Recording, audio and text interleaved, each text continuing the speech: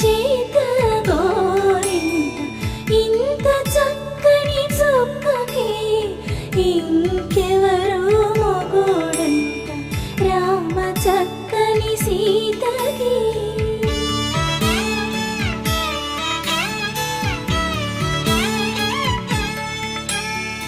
ఉడత